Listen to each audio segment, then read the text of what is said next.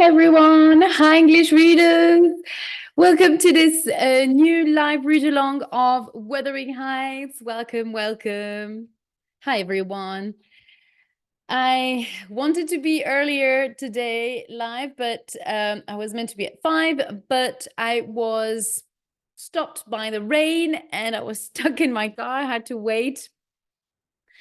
The big the shower of rain and also I forgot the name, how to say when it's not rain but not snow, it's in the middle.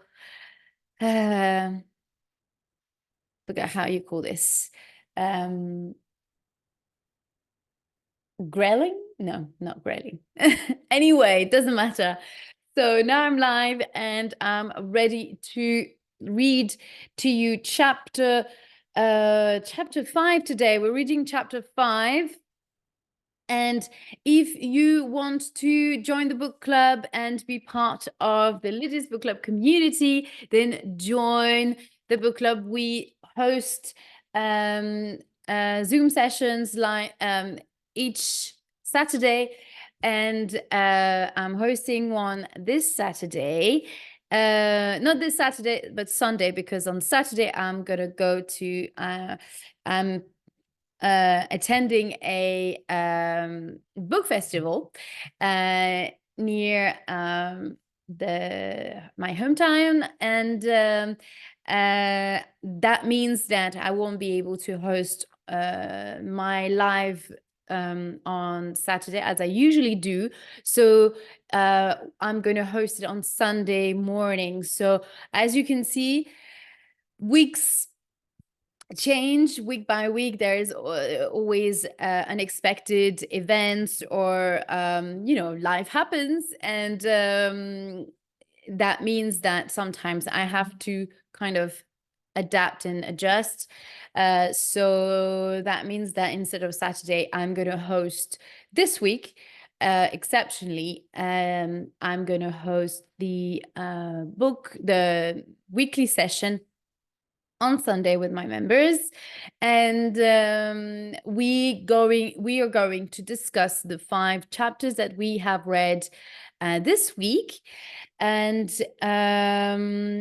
this will give you the occasion or the opportunity to speak English and improve your English through the discussions of Wuthering Heights, and more generally the discussion of books. Because sometimes just the conversation goes into a different direction and we end up talking about a different book or different personal experience or whatever. So yeah, if that sounds like something that you would like to be a part of, then join us. You just click on the link in my bio and you will find the link to join the book club. Yeah, so I'm gonna do a quick recap on the first 4 chapters that we have read so far.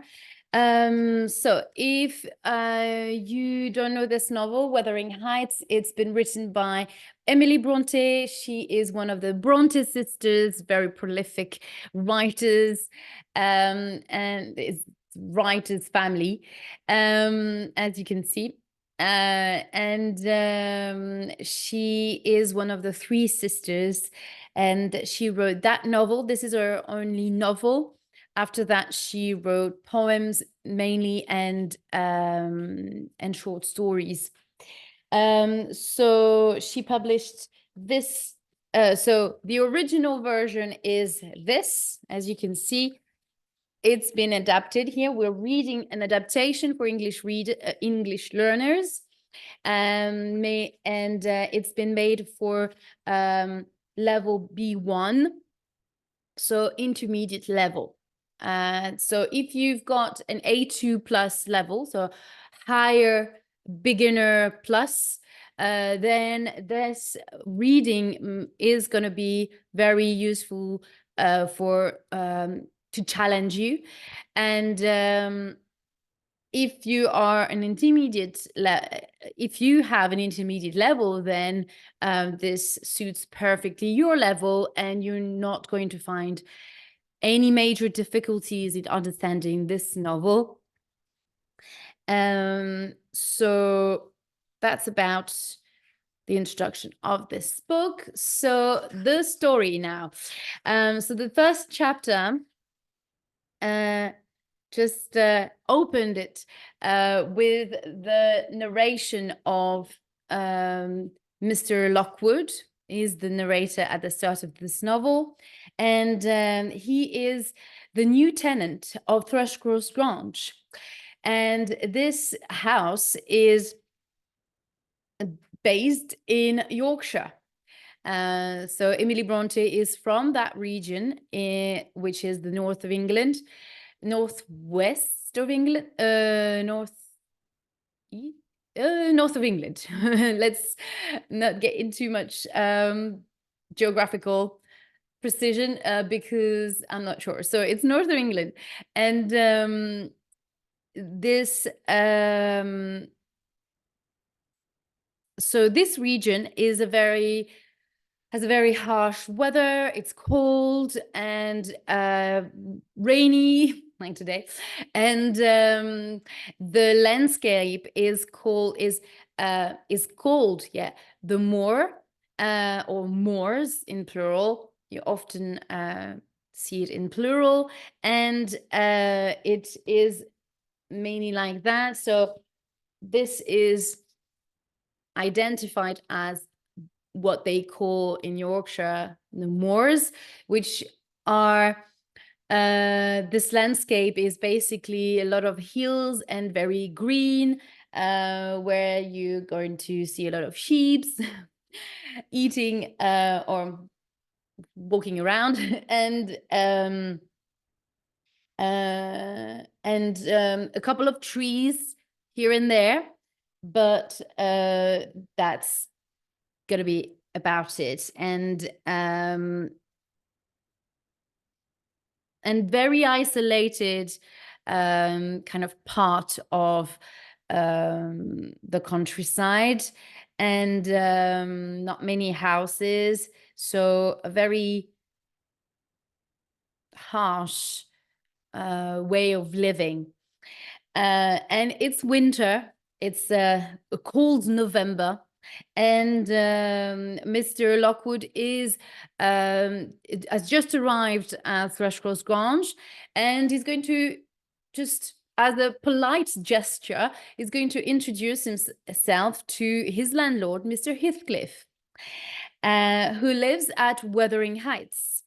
And Wuthering Heights, we've learned it's the name that was given to the blowing of the wind on the moor. So very lyrical. So this what means wuthering, and because there is a lot of wind in this region, and as I was saying, the landscape is called the moor, and this is what the name of this house means, and this house is at the top heights. It's the being high, as tall, and this house is at the top of the hill in which the wind blows on the moor. So yeah, it's very kind of picturesque, and picturesque kind of concept, or very picturesque kind of idea here. Hi, Tiven, welcome. Thank you for joining. How are you? How are you today? I hope that you have a nice weather in the south of France. Here, there's just been a huge a massive rain here. It just happened. So I hope you have a nicer weather. Now it stopped. It's not raining anymore. No, not heavily raining. So yeah, let's go back to our story. So Mr. Lockwood is visiting his landlord, Mr. Heathcliff, but is not very welcoming, and he's going to be very rude to him and the other members of the Wuthering Heights house as well, except, hello, today it's raining all day. Oh my God. I guess it's everywhere. There's just rubbish weather is yeah, it's so weird. It's just rained so much in a couple of just half an hour. It just rained so much and now it's sort of stopped, but yeah, it's not great. So that was in chapter 1. Chapter 2, so in chapter 1, yes, I almost forgot. Mr. Lockwood is stuck at Mr. Heathcliff at Wuthering Heights because it's been snowing and he couldn't find his way back home. So he stayed the night, and what a night he spent. He had the little visit of the little visit of a ghost, the ghost of Catherine, who used to live in the house. And Mr. Lockwood got really frightened about this, the appearance of Catherine. And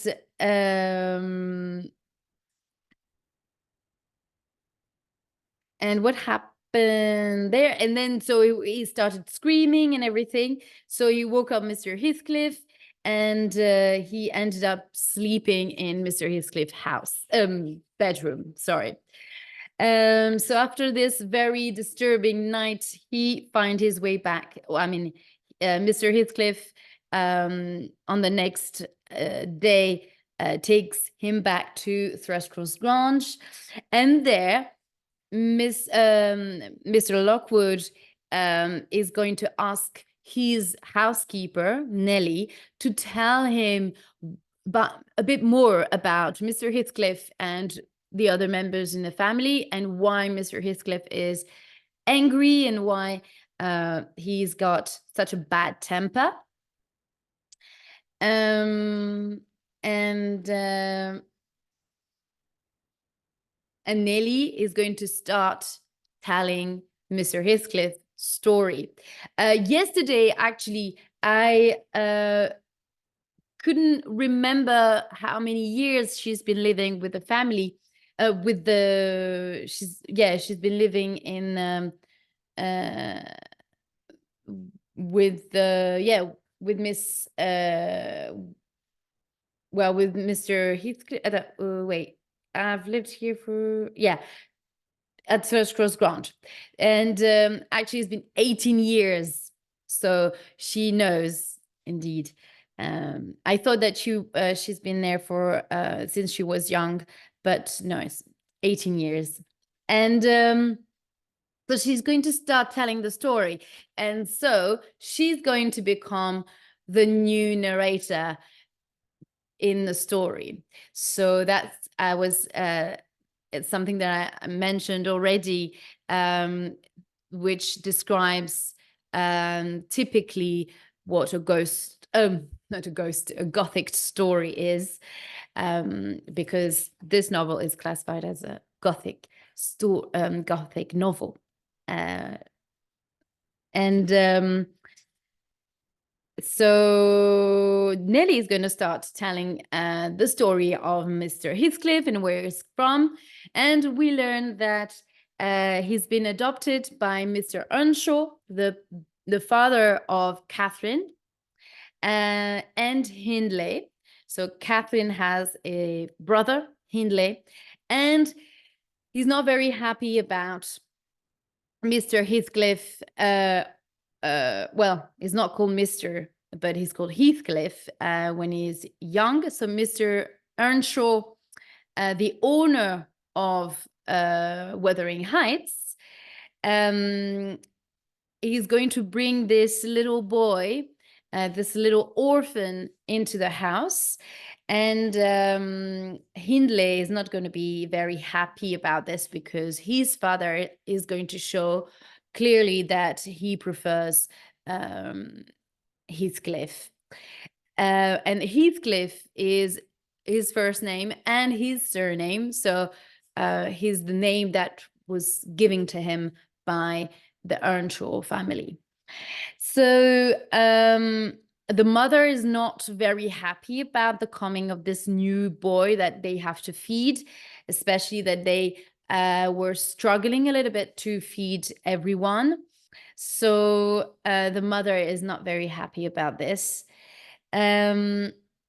So a couple years later, the mom is going to fall, she's going to become sick, and she's going to die when the children will be quite young. Cannot remember the age. What was it? What is it? I think it was about 7 when he brought the child, or something like that. I think, or is it me who is making this up? Can't remember. Earnshaw. It was the name of a son who had died. Oh, yeah, it's the name. Yeah, it takes the name actually of one of the son that Mr. and Mrs. Earnshaw had, but died. So yeah. Anyway, so the mother dies quite soon after the coming of Heathcliff, and then that's in yeah, and at the end of chapter 3 we learn that Mr. Earnshaw, the dad, dies as well a couple years later, when Catherine and Heathcliff are well, I think they're quite close in age, where they're about 13. So so that's the end of chapter 3. And yesterday what we read was about the return of Hindley, because the fact that Mr. Earnshaw clearly preferred Heathcliff got really got Hindley very upset. So to have revenge on Heathcliff, against Heathcliff, he would beat him really hard when his father wasn't around. But at some point, Mr. Earnshaw noticed or found out about the fact that he was hitting him, because he was bruised all over his body. And he decided to send him away, to send his son away to college, so that he wouldn't hurt Heathcliff anymore. So when Mr. Earnshaw dies, then Hindley comes back for the funeral, and he doesn't come back alone, because he moves back with his wife. He's newlywed, and her name is Frances. And we learn apparently that according to Nelly, the narrator, he didn't say he didn't inform his dad about his marriage, because Frances is not a rich woman, doesn't come from a rich family, so he wouldn't. His father would have been against the marriage. So he didn't say anything. He didn't tell anyone. And he got married.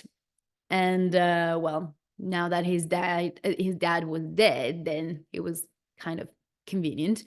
So he moved back to Wuthering Heights, and there, and that was my question yesterday. Adiman, I don't know if you had a chance to think about the question. So what was the question? How does Heathcliff's life change after Hindley returns? So every time I post the live of the chapter, of me reading the chapter, you're going to have a question in the description of the post. And if you've got the time to comment, to write the answer in the comments, then it's that would be great, so that we'll be able to that will give you a little task for you to think about, or just to make you think about the story and make sure that you understood the story. So do you have any idea what happens to Heathcliff's life when Hindley comes back? Do you know what happens to him? What does Hindley what does he decide to do with Heathcliff when he comes back? Any idea? Maybe?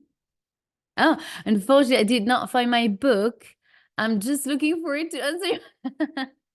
I see. But did you read the book did you read the original story? I read the bio last year. But did you read the original book, like in English? The original version? That's Penguin.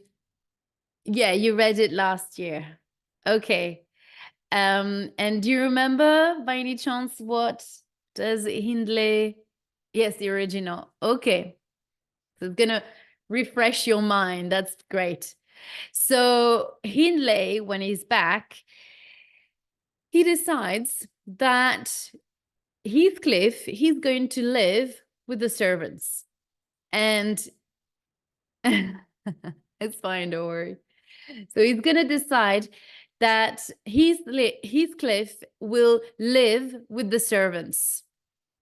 And he will stop learning as well, or taking lessons as he used to do.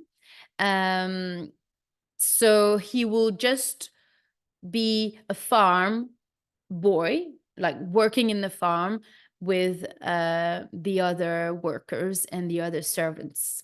So he's not going to, so Hindley really shows a really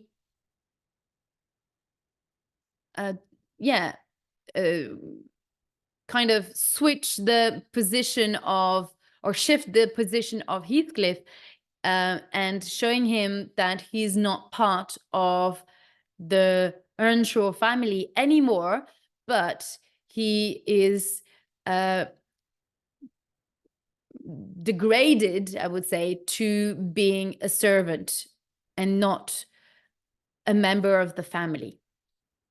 So Heathcliff is not going to mind, he will not mind about this decision, because all he cares about is being with Catherine, because they really get on very well together.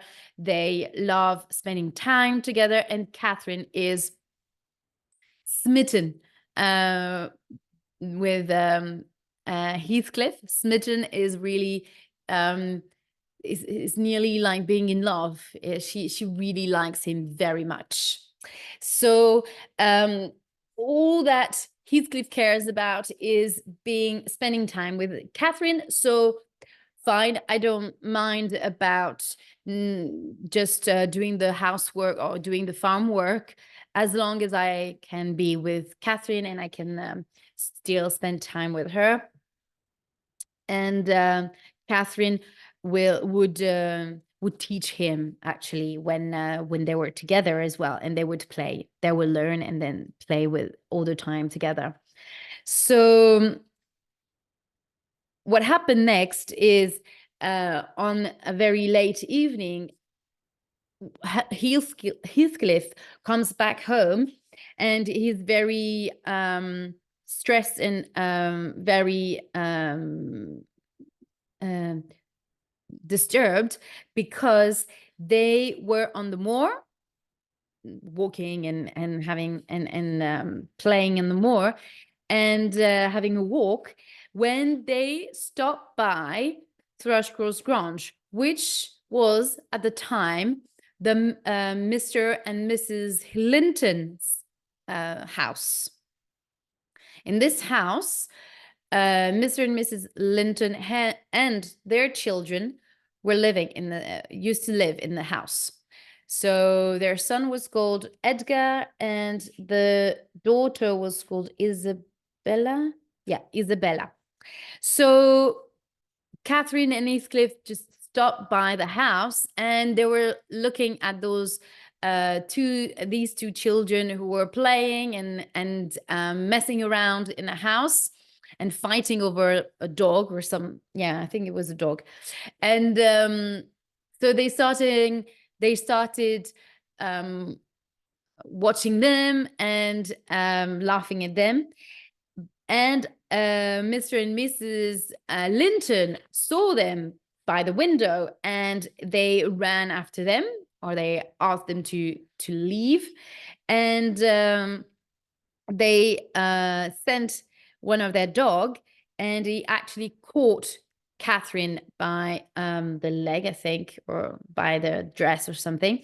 And she got stopped by the dog, and Heathcliff was not, so they kept Catherine in the house to take care of her because she was hurt, and they didn't want Heathcliff to stay, so they sent him away.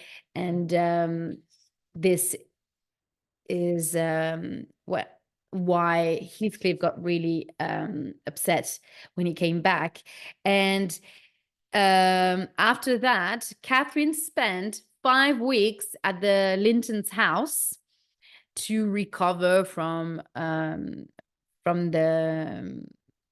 the incident. And when she got back, it was a new Catherine. Spending time with Edgar and Isabella got a real effect on Catherine. And when she got back to Wuthering Heights, she didn't want to get dirt on her dress, and she had a kind of uptight attitude towards Heathcliff, and was kind of laughing at him when she saw him completely with a lot of dirt on his face and having dirty clothes when she arrived. And that really upset Heathcliff, and he really didn't like the new Catherine. So now let's read chapter 5. Catherine has to choose. Oh, that's the title. Catherine has to choose. In June the next year, Hindley and Frances had a son, Hareton. Hareton, remember, it's the little boy that lives in the present time with Mr. Heathcliff. So it's Hindley's son that lives with him now. But sadly, Frances became ill and died shortly after having the baby. So everyone dies in this novel. If you want to summarize the story of Wuthering Heights, a lot of death and ghosts and love, passionate love. So Frances became ill and died shortly after having the baby. I had to look after the new baby because Hindley, so I remember it's Nelly. I had to look after the baby. Hi, Getty. Welcome. I had to look after the new baby because Hindley was going mad with grief over his wife's death. He did not cry, but his temper became terrible, and he began to drink a lot of wine. He shouted, Hi, I just started reading chapter 5. I'm just at the beginning, so you're right on time. I did the quick recap of the other chapters, so I had to look after the baby. I had to look after the baby because Hindley was going mad with grief over his wife's death. He did not cry, but his temper became terrible, and he began to drink a lot of wine. He shouted at everything and everyone, and most of the servants and farm boys left. Only Joseph and I stayed. He lost his temper most with Heathcliff, but the young man seemed to enjoy watching Hindley's pain, and he often teased him. This made Hindley even more angry. Well, Heathcliff is taking a little bit of revenge here for all the pain and the suffering that he got because of Hindley. Catherine was 15 now. She was slim and beautiful, and she was also a proud and spoiled girl. Being spoiled is the fact those children who have all they want, that their parents are spoiling them, so they're giving them all they want. It's a Wordsworth classic. I have just found my copy. It is a Wordsworth classic. Nice, great, amazing.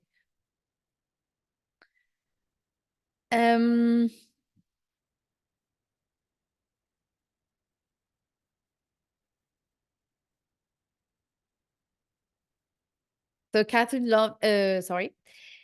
I did not like her much. But she continued to like me. Heathcliff still loved her. And although Edgar Linton was wealthy and handsome, he found it hard to make Catherine love him as much as she loved Heathcliff. Nelly pointed to the wall. That is, so it's back to the present time. Nelly pointed to the wall. That is Edgar Linton's picture on the wall, she said. His wife's picture used to be next to it, but Mr. Heathcliff took it. Nelly lifted the lantern. I saw a man's soft, worried face. It looked a lot like the face of the young woman who I had met at Wuthering Heights. He's handsome, I said. He looked better when he was happy, she replied. He looked better when he was happy, she replied. Then Nelly returned to the story. So here you've got a picture, Nelly showing the portrait of Hindley, of Hindley's portrait here. Yeah, so you can see.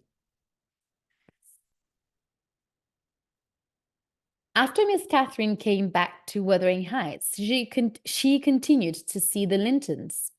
When Edgar and Isabella came to visit her, she was a lady, polite and quiet. But with her, where was I? But with her family, she was a different person. She was still proud and wild. Edgar and Heathcliff hated each other, of course, and Catherine could not decide who she liked the most. One afternoon, when Hindley was away and I was in the kitchen with Hareton, she asked me for advice. Oh, Nelly, she said, I'm so unhappy. Why? I asked. When you have everything you want, when you have everything you want and so many friends. Please, can you keep a secret from me? She asked. If it's important, I can, I replied. It is, Nelly. I don't know what to do. Edgar Linton has asked me to marry him. Oh, and I have said yes, but was I right? She cried, and she put her hands together. Well, there are many things to think about, I said. First of all, do you love Edgar Linton? Of course I do, she replied.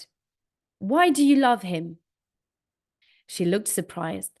I just do. He's handsome and rich and nice to be with. That's not good enough, I said. And he will be rich, and I'll be the richest woman in the area. I love the ground under his feet and the air over his head. I love everything that he touches and every word that he says. She was quiet for a moment, and then she said, Nelly, sometimes I have a dream. I dream that I am dead and in heaven, and I'm crying because I want to come back to earth. Suddenly, I am thrown back on the moor, and I wake up feeling so happy because I'm back at Wuthering Heights. That is my secret. I should not marry Edgar, and if my brother was kinder to Heathcliff, I would marry Heathcliff instead. But I cannot marry him, Nelly, because he's not rich or a gentleman. Heathcliff will never know how much I love him. I am Heathcliff. He is more myself than I am. Our souls are made from the same. I mean, in the original novel, it's a very very beautiful passage, so passionate and so strong in feelings. It's tough.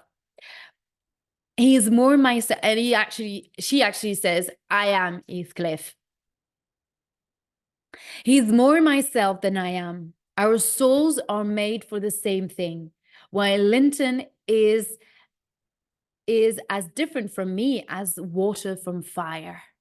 So it's very interesting how the image, the metaphor that she uses here, water and fire, really. As she was speaking, I turned my head and saw Heathcliff quietly leaving the kitchen. He had only stayed long enough to hear Catherine say that she could not marry him because he was below her. But Catherine had not seen him. What is it? Said Catherine nervously, seeing me look towards the door. I think Heathcliff was listening to us from behind the door, I said. I didn't know he was here.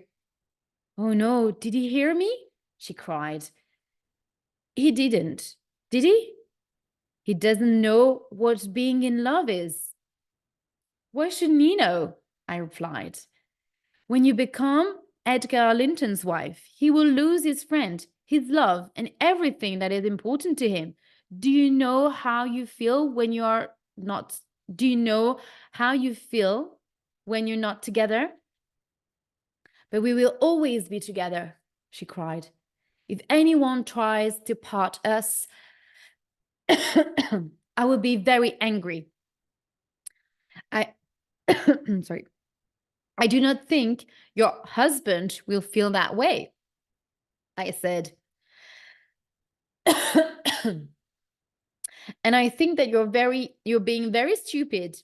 Please don't tell me any more of your secrets because I won't keep them. At that moment, Joseph entered the kitchen. Catherine picked up Hareton and took him to a corner. Where is Heathcliff? Joseph asked. He should be back from the fields now. I'll look for him, I said, and went out and called, but there was no answer. As the hours passed, Catherine grew more and more worried. Where is he, Nelly? She kept asking. Did he hear what I said? Why doesn't he come home? Then she went out on the moor to look for him. At midnight, a storm came. Finally, I took Hareton upstairs and slept. When I came down in the morning, Catherine was sitting alone in the kitchen and she was crying. Her clothes and hair were very wet and her whole body was shaking. Hindley came down the stairs behind me and immediately went to her. She's ill, said her brother. Said she's ill, said her brother, taking her hand. Why didn't you go out into the storm? Why did you go out into the storm, Catherine? Heathcliff was gone, cried Catherine. You wanted him to go, but now you don't have to make him go because he's already gone. He's gone. I was too busy looking after Hareton to nurse Catherine, so when she was a bit better, Mrs. Linton took her to Thrushcross Grange. Sadly, Mr. and Mrs. Linton then caught Catherine's illness, and they both died while she was staying with them. Again, death happening in Thrushcross Grange. So the Lintons both die of from Catherine's illness. Catherine finally came back to Wuthering Heights, and she seemed well again, although she said it was because of me that Heathcliff had gone. She stopped speaking to me and stayed away from her brother. The doctor said we must let her do what she wanted, or she would lose her temper, and that would be bad for her health. On a sunny day in March, about 3 years after Heathcliff left Wuthering Heights, Edgar Linton married Catherine at Gimmerton Church. He was the happiest man alive, and she seemed happy too. He then asked me to come to work for him at Thrushcross Grange. Okay, so sorry, I was confused. So she worked first, yeah, in Wuthering Heights. Of course, yeah. Sorry, I didn't. And then asked me to come to work for him at Thrushcross Grange and said that he would pay me a lot of money. Hareton was now 5 years old. I loved him, but I had to leave him with his father, Hindley, and without a woman in the house to help him. I was not happy about this because Hindley was still drinking every day, and Wuthering Heights was a sad and a rough place for a small child to live in. I'm sure Hareton has now forgotten everything about Nelly Dean, who loved him so much. Yeah, in the original book,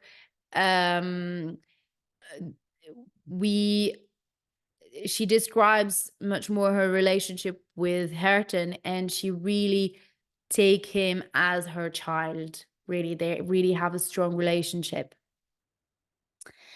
At this moment, the housekeeper so back to the present time. At this moment, the housekeeper looked towards the clock and was surprised to see it was 1:30 a.m. I did not try to stop her. So back to the narration, Mr. Lockwood's narrator, as a narrator. I did not try to stop her. I could wait. She got up quickly to go to bed. And as I was tired too, I did not try to stop her. I could wait to hear the next part of her story. And that's the end of chapter 5. I'm going to do a short live today. I'm gonna ask the question later in when I will post the live of the replay of this live reading. And AD if you're interested to join the book club, please let me know if you have any questions, because I see that you're joining us live. You've been joining us almost quite frequently now. So if you want to join the book club, I do a Zoom live every week, and we're doing a Zoom session on Sunday, this Sunday. So yeah, there are a lot to say. We will discuss more about this on Sunday, Katie. And if you want to join us, please, you are welcome. So let me know if you're interested, if you have any questions, and if you want to practice your English in the Zoom session. You will have more. You have the opportunity to speak, and I would love to hear what you think about the story and about the chapters that we have read. So it would be great to have you in the book club too, in the community as well. So you can, if you're not sure about becoming a member, you can subscribe to the newsletter. It's free. You can just join you just subscribe to the newsletter, and you have the link in the bio. And joining the book club is 30 euros per month. So you can pay per month or monthly or yearly, up to you. So if you subscribe to the newsletter, sometimes I'm doing I give some extra information, or sometimes I discount. Yes, I love to join this week. I have to look after my children. Maybe the next week I'll subscribe. Oh, that would be so great. Yay, please do. Okay, so we will speak soon. Okay, great. Amazing. I will see you next week for the live reading of chapter 6 on Monday. Bye-bye.